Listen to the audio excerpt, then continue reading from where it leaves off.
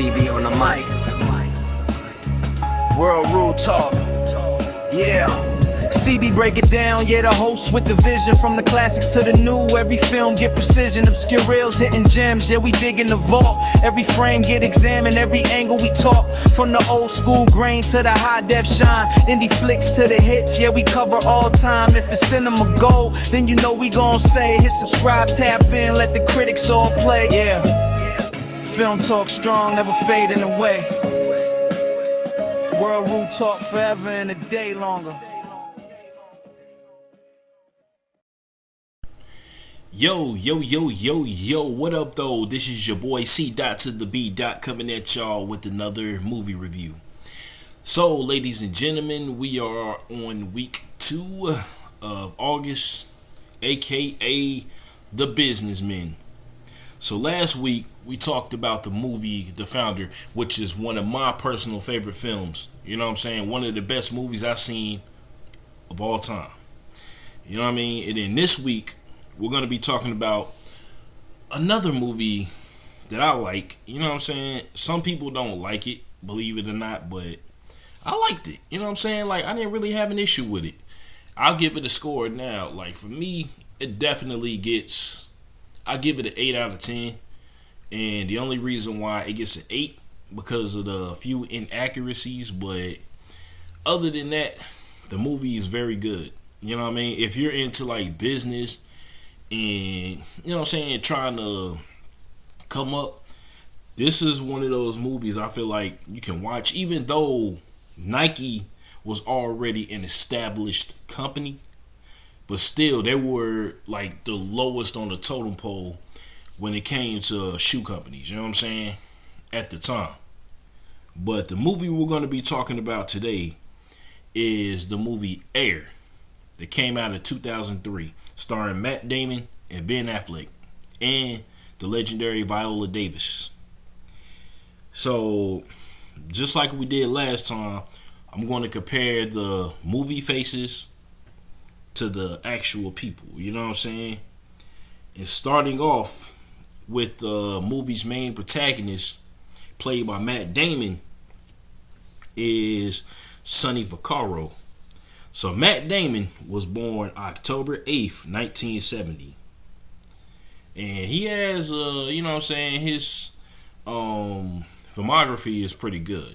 You know what I mean? And then Sonny Vaccaro himself was born September 23rd, 1939.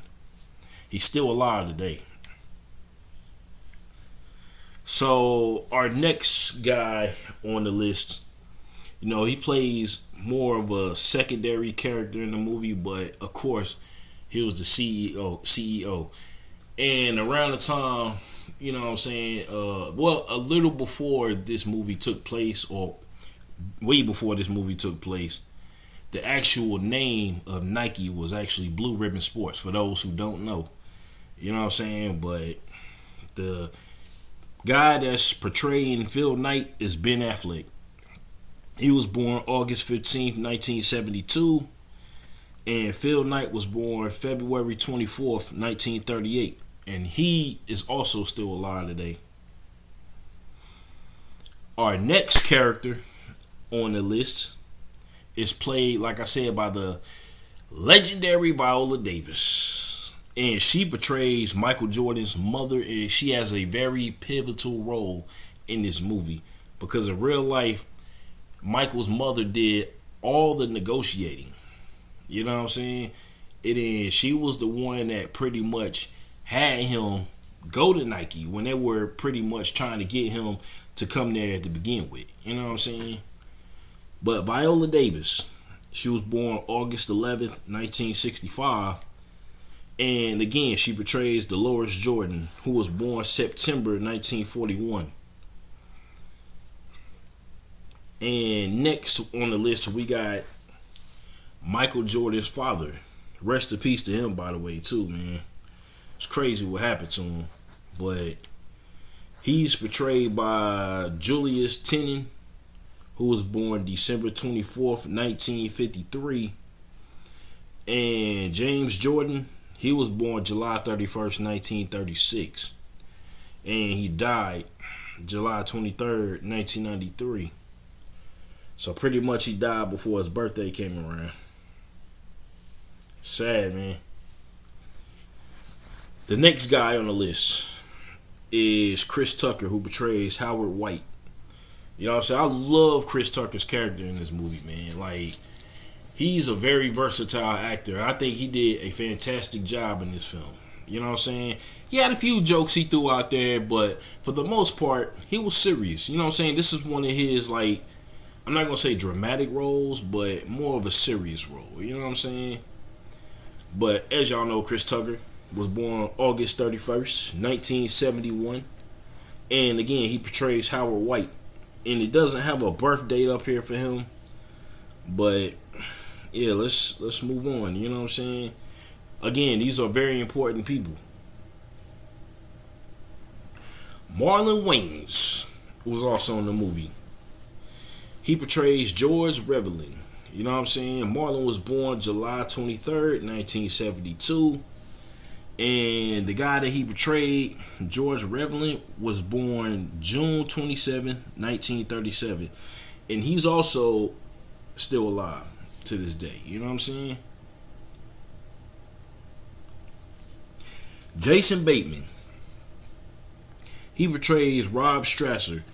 Now, I'll say probably in the second act of the movie, you kind of feel sorry for him, man, because it's like he was explaining to, you know, Sonny Vaccaro that his I think it was his ex-wife, was only allowing him to see his kid on Sundays for 4 hours.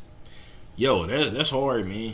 You know what I'm saying? Like, I mean, with me, I don't have that issue, but you know what I'm saying? I was dealing with the courts when it came to other things, so yeah, man, I feel him. You know what I mean? But he was born, Jason Bateman was born January 14th, 1969, and Rob Strasser was born October 5th, 1947. But he also passed away October 15th, 1993. It's a lot of people dying in 93. It's crazy. Chris Messina. He was born August 11th, 1974. Now, this was one of the characters in the movie he was pretty funny. It was a particular scene where Matt Damon's character, Sonny Vaccaro, and the guy that he portrayed, David Falk, who was born 1950, they had a conversation over the phone. Now, this scene had me dying. I'm not even going to front. Like, you know what I'm saying? After David Falk, after he found out that Vaccaro went to North Carolina to try to pitch a, you know what I'm saying, the deal with the Jordans, he was pissed. Like, he was on fire. Like, the stuff he was saying in this movie, like, yo, he said something like, yo, I'm gonna nibble your balls. I'm gonna eat your balls. And I was like, yo, what the fuck? Yo, I ain't never heard nothing like that, man. That's yo, if they ever had a conversation like that in real life, that shit would have been hilarious, man. But yo, that right there, that had me just rolling off the couch laughing, man, like for real. But again, never say that to nobody. I don't care how pissed you are. But yeah, moving on. So now we get into the historical accuracy about the movie. You know what I'm saying? So anybody who's seen this movie knows that Michael Jordan wasn't really depicted in the movie. He was in it technically, but not really. Because every time you seen him, you only seen the back of his head. But I'm about to read right now as to why he wasn't really depicted in the movie. You know what I'm saying? So let's get into that. Why isn't Michael Jordan depicted in the Air movie?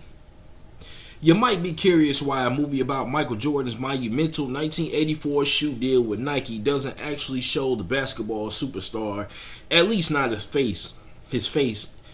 In researching the Air true story, we learned that director Ben Affleck, which I didn't even know Ben Affleck directed this film. You know what I'm saying? I just found that out. I'm an idiot. But anyway, who also stars in the movie as the Nike co-founder and CEO Phil Knight, said that the main reason he chose not to depict Michael Jordan in the movie was out of deference to him and because he's so famous and familiar to the people that no one would be able to portray him without the audience saying this is a knockoff Michael Jordan. I kind of figured that was the case because I'm like, alright, the first time I seen this movie, because I done seen this movie like a total of 3 times already, but the first time I seen it, I was wondering why they wouldn't show his face, but I mean, he might just be one of those guys you can't depict, you know what I mean? So, he might be right about that. But, though we never saw his face, you might be wondering who's the actor who portrays Michael Jordan in the Air movie. Damian Young is the actor who portrays Jordan in the film. We hear Young utter a couple of words or dialogue and see the back of the actor's head during crucial meetings with Jordan's mother, Viola Davis, and father Julius Tenney. Keeping him hidden and almost entirely muted during these meetings led us to believe that he had a little agency of his own, despite that not being the case. And yeah, technically you do hear him, like in one scene I do remember, you hear him when he comes to the phone. And all he says is hello. That's the only time I remember him speaking at all. But moving on. Jason Bateman's character, marketing specialist Rob Strasser, states in the film, a shoe is always a shoe, just a shoe, until someone steps into it. The line reveals the gamble that Affleck took in not actually showing the man who so directly inspired the design of the Air Jordan. In fact, as we see the movie, it's well known that Nike's strategy was to design the shoe to fit Jordan's personality, rather than forcing an 18-year-old future NBA superstar to embody a shoe that did not represent him. Yet, that personality is largely absent from the film, and we're forced to rely on our own recollection of the basketball icon. Younger viewers will be at a loss in this sense, since most are far more familiar with the shoe than the superstar behind it. The result is that the GOAT Michael Jordan feels inconsequential in the film that revolves around him. Technically, we do see the real life Michael Jordan's face in archival footage. That you do. And I'm going to say this right now. So, Nike was smart. Like, you know what I'm saying? Despite the fact that they were lowest on the totem pole behind Converse and Adidas back in 1984, what they did was the smartest shit ever. Because the other two companies were signing like 2, 3, 4 players at a time. You know what I'm saying? So, nobody stood out. And they only signed Michael. And they made a shoe around him, his name. You know what I'm saying? So I feel like that's one of the reasons why the shoe blew up the way it did. But anyway, moving on. Affleck stressed that his film is not the Michael Jordan movie. It's not MJ's biopic. Air instead focuses on the founding of the historic partnership between Nike and Michael Jordan. His own rights to his story, said Affleck. And if he wants to make the story about Michael Jordan one day, I hope he gets a very big rev share of that, because he deserves it. The comments beg the question: was Affleck concerned about the rights if he chose to show Jordan? It's a decision that could have also more likely led to Jordan not giving his blessing. Business Insider. Did Sonny Vaccaro really bypass Michael Jordan's agent and go directly to his parents to make his pitch? I'm going to tell you right now, he did not do that. Not exactly. In the movie, Michael's difficult agent, David Falk, portrayed by Chris Messina, is mainly concerned about financial gain. Sonny Vaccaro, Matt Damon, who oversees looking for basketball talent for Nike sponsorships, decides to bypass Falk and travel to North Carolina to approach Michael Jordan's parents face-to-face. In Air, fact check reveals that this version of events seemed to contradict what actually happened in real life. While it was Sonny Vaccaro's idea for Nike to go after just one player, Michael Jordan, instead of the three others, it was actually Jordan's agent, David Falk, who convinced Jordan to go with his parents and hear the pitch from Nike. Oh damn, I thought it was his mother, because I do remember hearing that his mom you know what I'm saying, really wanted Jordan to talk to Nike. You know what I'm saying? I don't know. Falk got a call back from Michael, who agreed to go to Oregon, but he told Falk that he was bringing his parents with him. When they arrived in Oregon, they met with Nike marketing specialist Rob Strasser, designer Peter Moore, Howard White, and Sonny Vaccaro. It's true that Nike's presentation included a video featuring the song "Jump" by the Pointer Sisters. So they changed the song in the movie.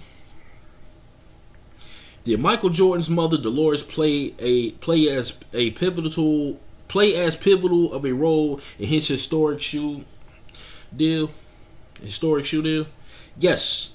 One of the few demands that Michael Jordan made of the film was that director Ben Affleck accurately depicts his mother's wisdom and brilliance when it came to negotiating the Nike deal. None of this would have ever happened without my mother doing everything, Jordan told Affleck. He also requested that the actress Viola Davis portrays his mother, Dolores, in the film. It was his only explicit demand when it came to casting the Air movie.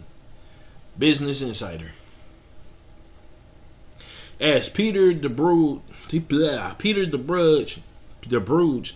of Variety puts it in his review, Dolores is Michael Jordan's own personal King Richard, a statement that somewhat accurately sums up her role in the negotiations. Her no-nonsense approach and genuine love for her son helped her to protect him and secure his future. According to Forbes, Jordan's estimated net worth as of March of 2023 is $2 billion, with most of his money coming from his corporate deals, especially Nike. He made less than $100 million on his NBA playing contracts and was the highest paid player during only 2 seasons. Damn. Of his 15-year career. In 2022 alone, Nike paid Jordan more than $100 million over the years.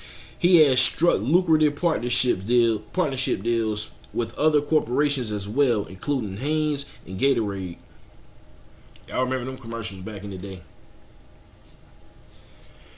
Was Nike really the underdog? Underdog when it came to landing the Michael Jordan deal? Again, they were. Yes, as depicted in the movie, Nike was far from the juggernaut of a company that it is today.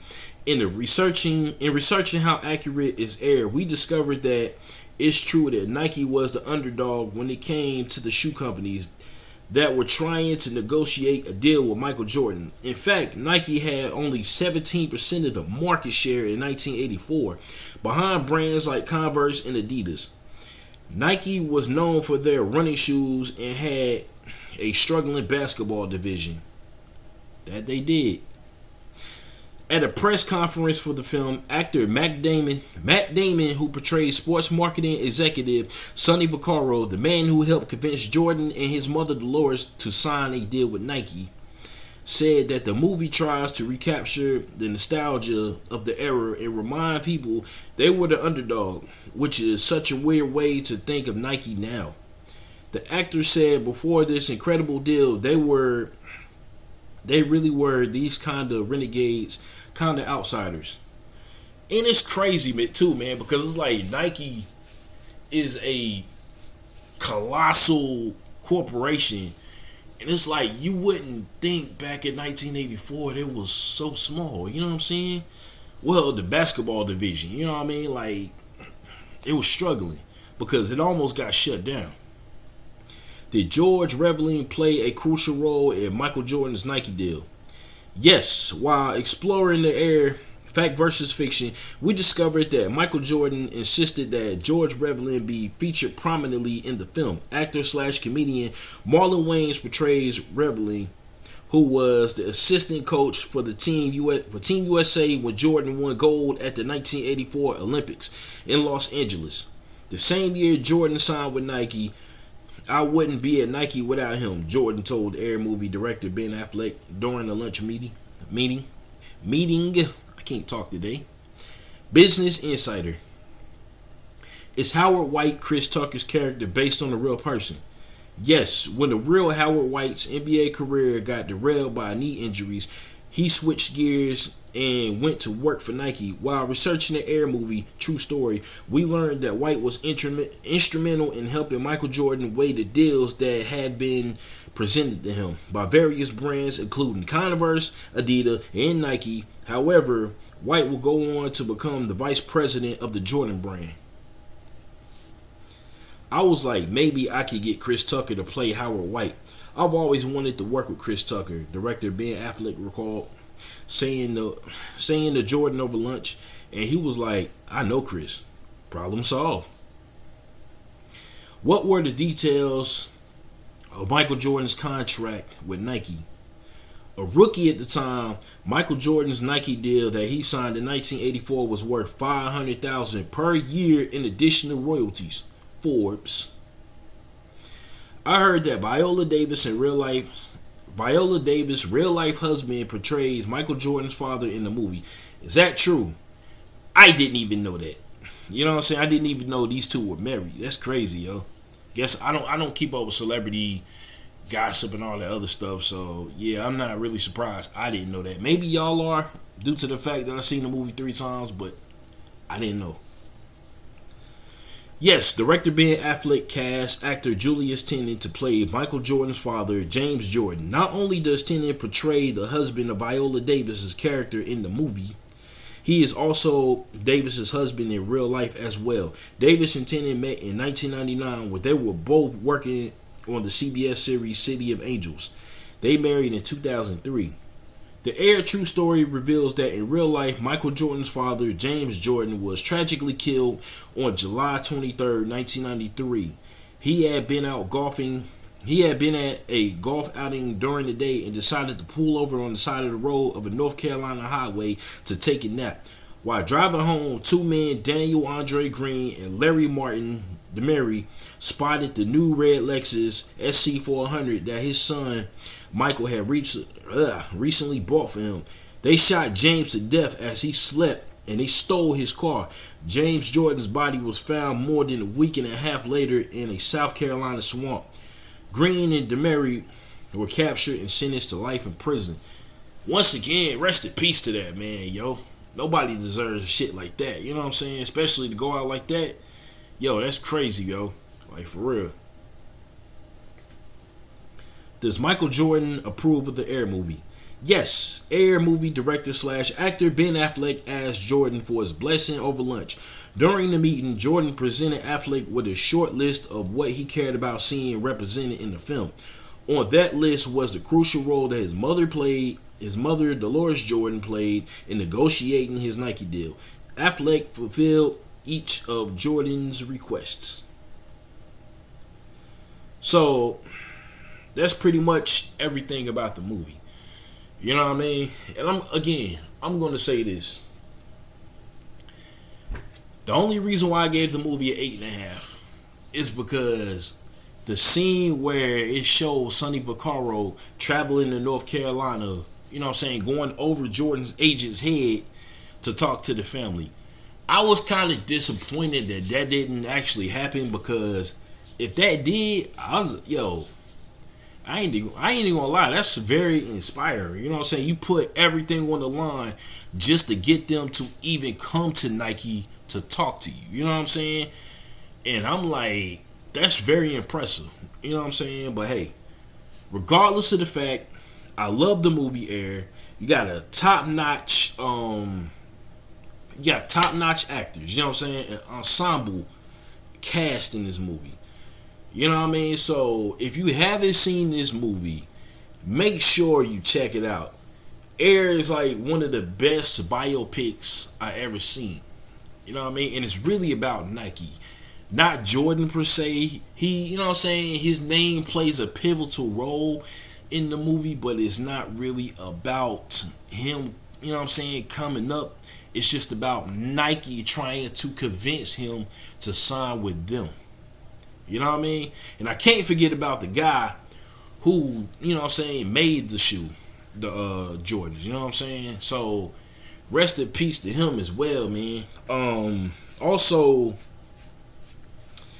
I'm gonna say this too, right?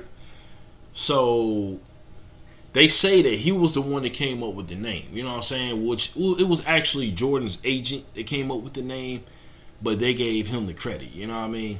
Just because, you know, his agent, I guess, in the movie they depicted him as being, I don't know, like kind of, I don't know, I can't explain it, but he wasn't really unlikable. It's just the fact that he didn't really want Vaccaro talking to the family. I'm just gonna say that.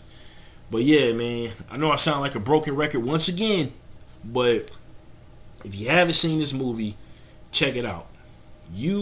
I think you'll like it. But anyway, that's my review for Air. And I appreciate y'all for listening to me yap. You know what I'm saying? Trip over my words because I don't have a script. All of this is off the top of the dome. So next week, we're going to be back here talking about the movie Jobs. A lot of people like the movie Steve Jobs, but I don't know. I think Jobs is better because the movie Steve, I've seen both of them. You know what I'm saying? One movie is about his life, you know what I'm saying? Like from before he started Apple and then after he became successful with Apple. The other movie was mainly about different Apple releases. You know what I'm saying? Different presentations and all that. But people prefer that one better. But I like Jobs. You know what I'm saying? I can't even front. But again, stay tuned for that. And I will talk to y'all next week. Alright? Peace.